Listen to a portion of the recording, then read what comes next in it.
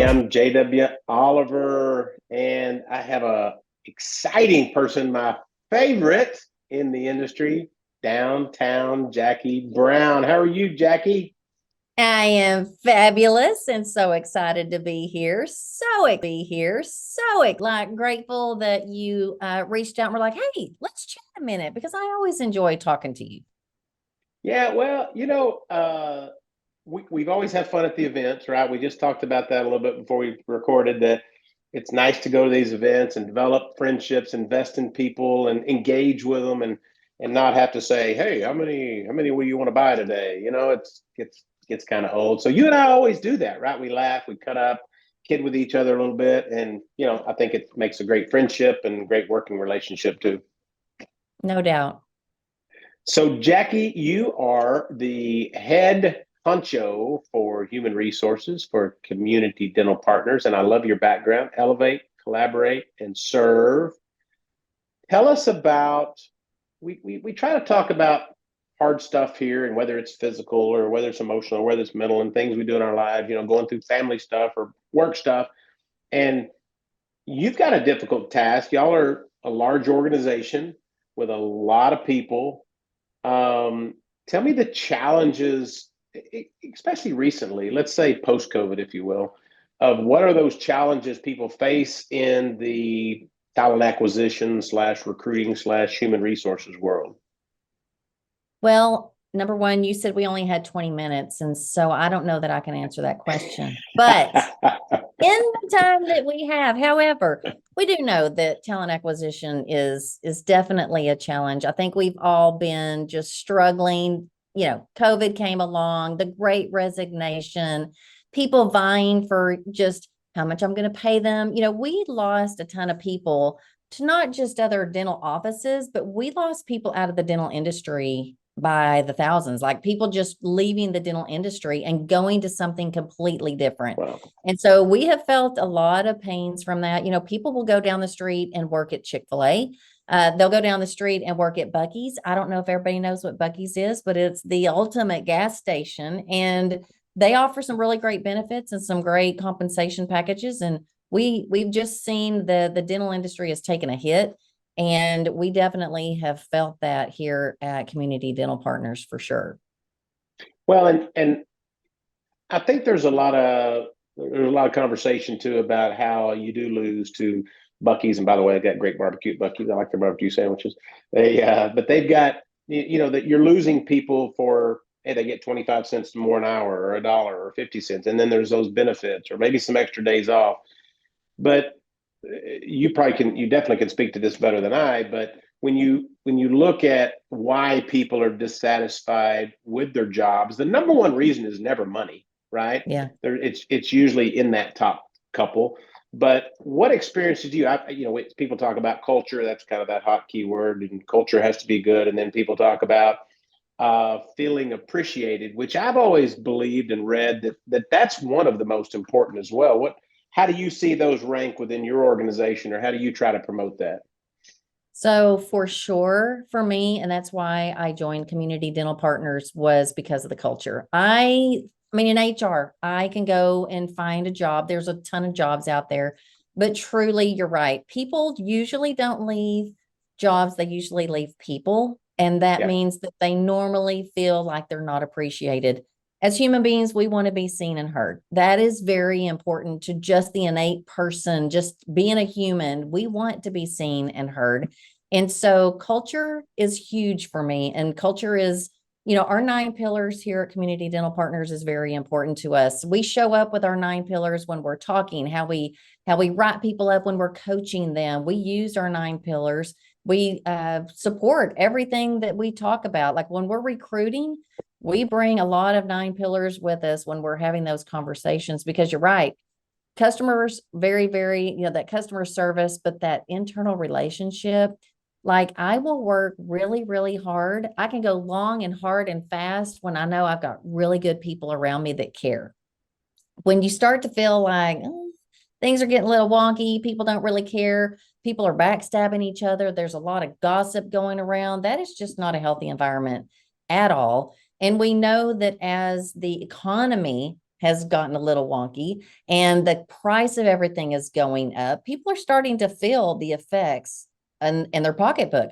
And so then things get heightened. I get a little more upset about things. And so we know that culture and relationships play a huge role.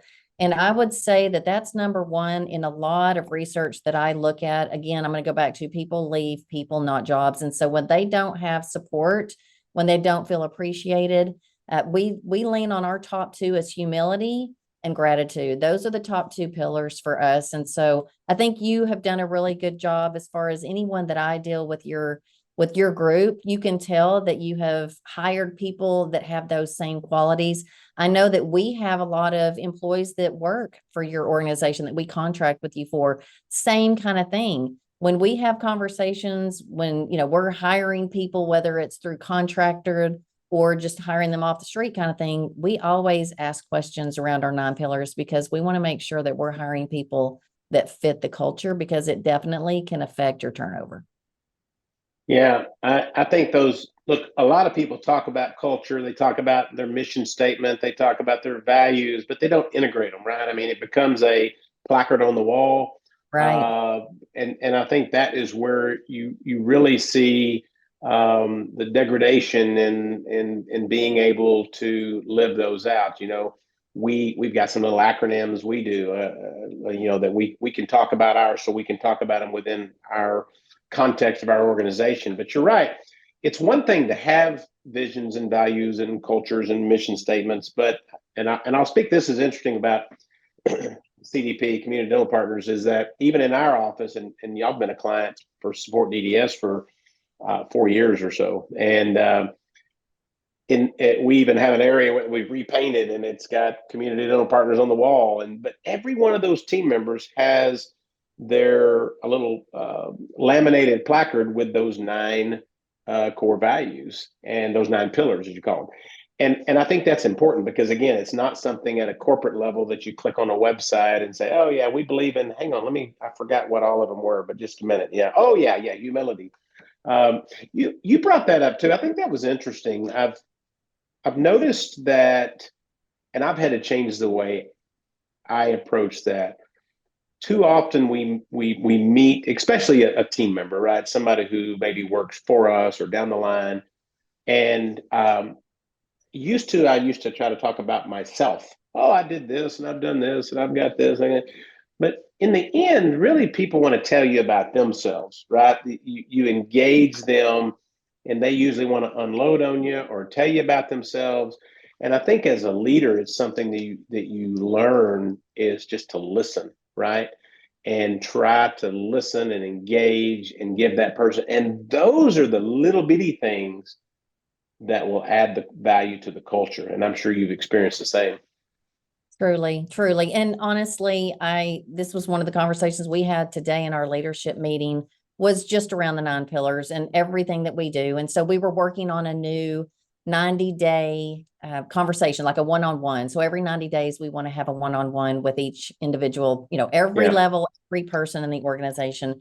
And so we were working through the questions that we want to have, and we're just going to have like 5 questions. But the one-on-ones are so important because people, number one, want to have an opportunity to connect. Number 2, want an opportunity to give feedback. And so you can always say, yes, my door is always open, but yet is it really do they really feel that they can come and talk to you about things? And so given the opportunity to allow the individual to, number one, focus on, and we do include the pillars. And so our question is where do you feel you excel in our 9 pillars? Of the 9 pillars, which one do you excel in? And then which one do you feel like you can get a little bit better and how can I help support you? And then another question we'll be asking is where do you feel that you see improvements needing to be made or efficiencies needing to be made in our department, in our practice, in our specific little subgroup, giving them that opportunity to then give some feedback, because then people want to feel like they've got some ownership and some control around what's going on around them. And I'm telling you, we have gotten some really great ideas from just asking people, hey, how do you think we could do this better?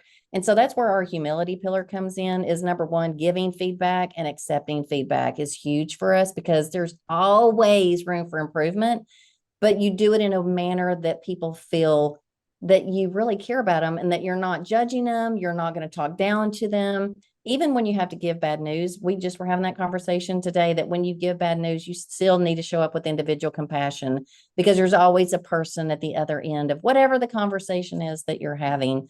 And so honestly, the culture is huge and relationships are major. Yeah, yeah. And you and I, we talked about a tough situation you had gone through in the past year or so where you had to call some people with some bad news, and some of the people that work for you like, hey, do you want me to do that? And you said, no, no, no, I need to be the one to do this. And you did it. You stepped out and did that. And I think that shows that level of humility and not the insulation that you're going to put in between yourself.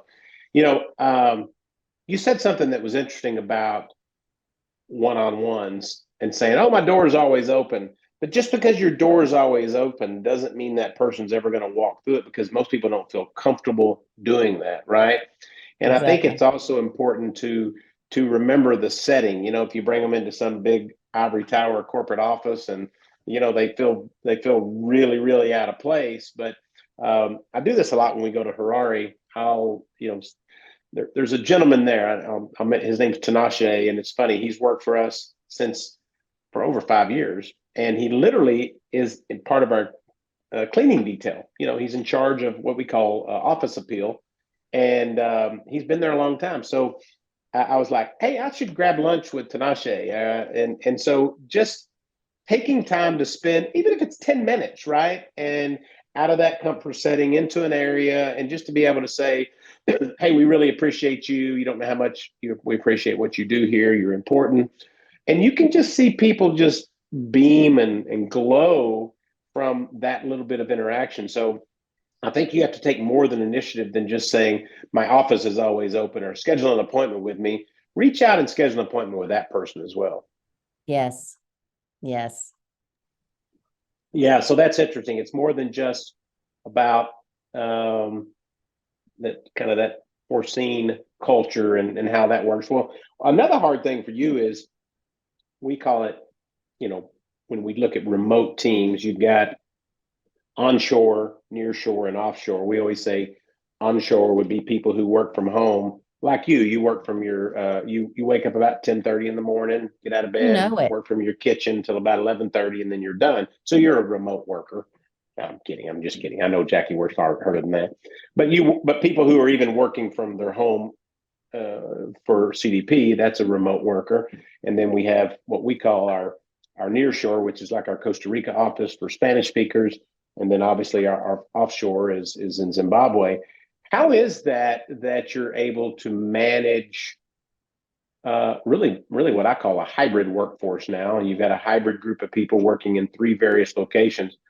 How difficult is that to not only recruit, hire, and manage, but also embed that culture into the different scenarios? Because it's one thing to develop a culture in an office setting, and it's another to do it with somebody working in Montana, somebody in Costa Rica, and somebody in Zimbabwe. So how do you manage that process?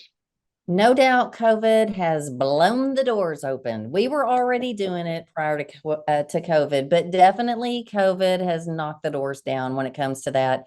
We actually had around, I think we had 186 people here at the support center. We have about 15 here today. And it's Wow. amazing that the majority of our staff that's at the support center level actually works from home, whether it is, here or with your group. We've also got a ton of team members who work all over the United States, and we even have one that works in Costa Rica. And so we have allowed team members to work from home for quite a while. And it's interesting because COVID made a lot of people start figuring out how to use Zoom, right? And everyone was just getting so sick of Zoom meetings and tired of it, trying to come up with all these fun little activities. But honestly, we were kind of already doing that prior to that. And whether the person works here in person, whether they work for, you guys in Zimbabwe, or whether I've got, one in Utah, California, or Costa Rica, we treat everybody as if they're part of the team. Yeah. And so Yeah. we really, truly make sure that they feel like they're part of the team. The unfortunate thing is my HR team, I do have one person who does not live in Texas. Everyone else does. And so every other month, we do make sure that we come to the support center and meet in person. And we do have the one individual who doesn't live in Texas, but we always schedule some kind of an activity to make sure that our people that don't live here still feel like they're connected. And so we have different little games and different little things. And it's really for me, and every meeting that we start with a positive focus. And so we allow that positive focus to be about your personal life or your work life. And it's fun and interesting to hear backgrounds from different people. Someone who's living in New York has a totally different experience in the summer than I do here in Texas, because, we're not going to go outside. It's July, it's 106, and we're No like, outside activities allowed. we're like going outside, and she's like walking her dog and all these things. And so it's just really, it's fun and interesting to have connections, no matter where you are, having those connections. And, I've got some really, really special individuals that, we have contracted with you guys for, that are still very special to me, that still connect, whether they still work for us or not, through Facebook. So we all have had that virtual connection for a long time. And so I think that we just continually treat people the same, regardless of where they are, but we also make sure we're really purposeful and not making people feel disconnected when they don't work in the same location. And so the good thing is the majority of us don't. And so we all are kind of remote. And so anyway, but I value how much, especially you guys have done for our teams to make sure that, we're having parties here or doing a cookout or something here.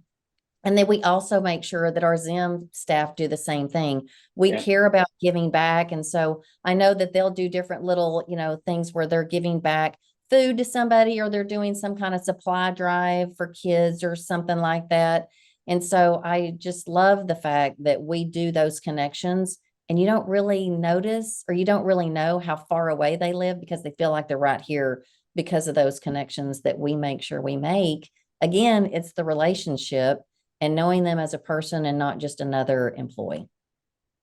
Well, and I think we've learned, it's funny you say that. I mean, I remember Zoom first came out, I'd have to sometimes figure out what to click where, and how do I share screen? And now you're like, okay, that's the bottom left little 3 buttons, and click it and click 2 down. You're like, oh, how did I know all that?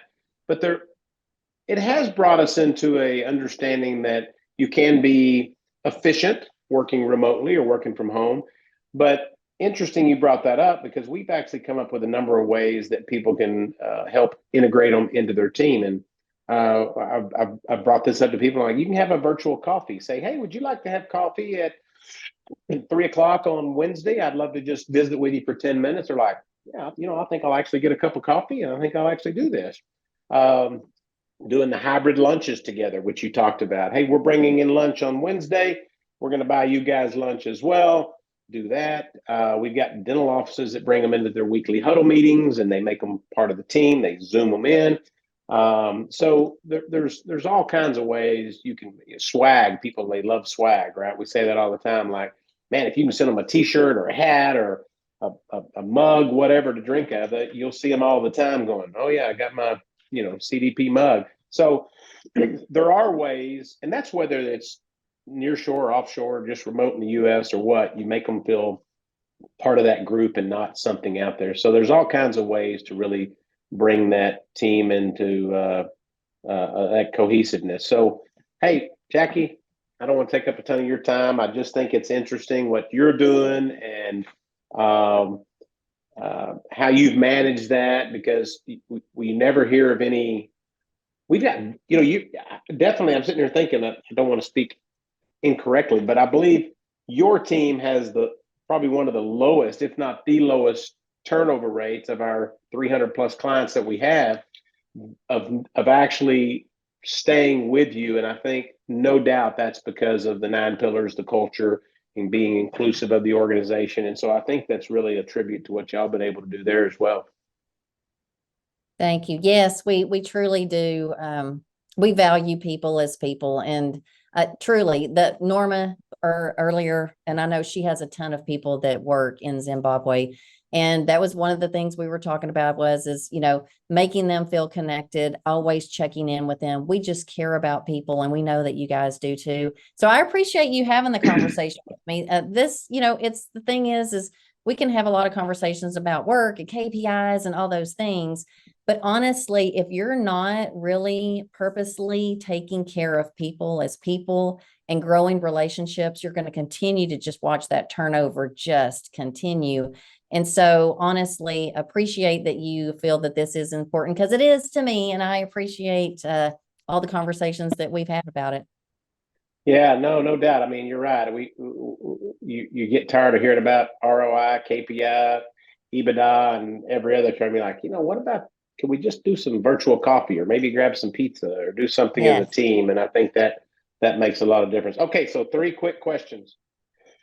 This is the rapid thunder. Since you stole my thunder recently, I'm going to call it the rapid thunder fire. You ready? Yeah, I'm ready. What's what's your favorite recent book you've read?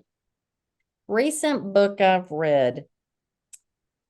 John Gordon, and I reread it again, The Energy Bus. If you have not done The Energy Bus, I love The Energy Bus, putting the right people in the right seats of the bus, putting energy where it needs to be, getting rid of your vampires who like to just suck the culture right out of everything. John Gordon, Energy Bus. Surely you've not ever had somebody on your team that you just dreaded going to a meeting with because they could just suck the life right out of you. I mean, I've had a few of those in my career, and I'm like, oh, I've got to go meet Yes. with so and so, and then you're thinking, why are they still here? That's not a good culture fit. All right. No. Favorite city you have visited? Favorite Anywhere. city in the whole world, you're saying? Or Go worldwide. whole world? Rome. And it Rome. was Rome, yes. And it was because I just was so in awe of the majestic of the, like, just thinking through the buildings and how crazy to think people were building those things years and years and years and years and years ago without all the things that we have right now. I just was like, man, some really smart people have walked these streets way, way before me. And it really, I was just in awe of just how Yeah, crazy and they were walking them with a sandals and a yeah, and a sheet on, and they were happy. right. It's funny you say about Rome. I remember my wife and kids, 8 or 10 years ago, we went on a little bike tour through Rome, and we were biking underneath some of the old aqueducts where they used to drag water to the cities, and they're going. I can't remember the date, so don't quote me, but they were like, "Yeah, that one was built in 1420," and I'm thinking 1420. I'm like, what are they Seriously. talking about? Like that, that's Yeah. 700 years old or whatever. Like, what do they Yes. even mean?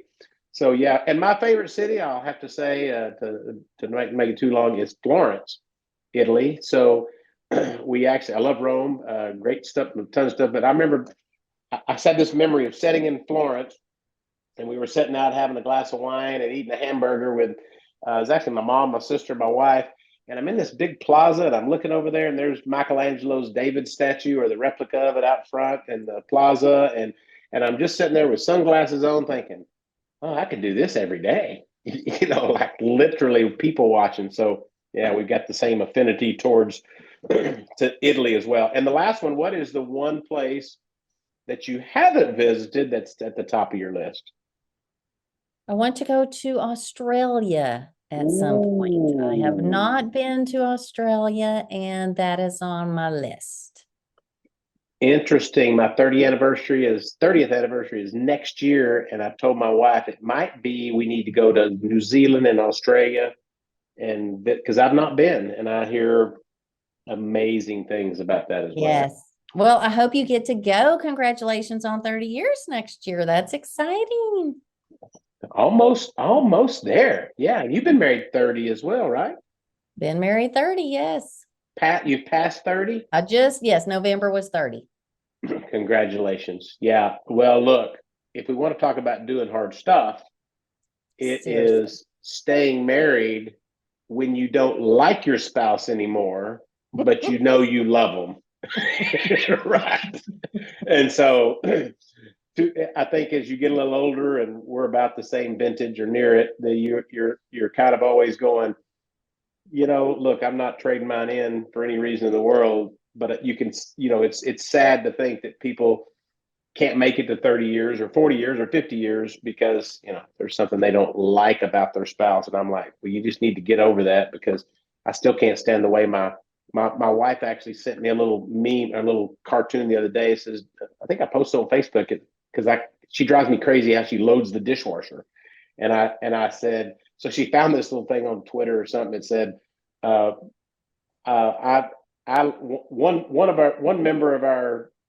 one member of our household loads the dishwasher like a raccoon on meth, and the other one loads it like they're going to a German train station. And I was like, Yes.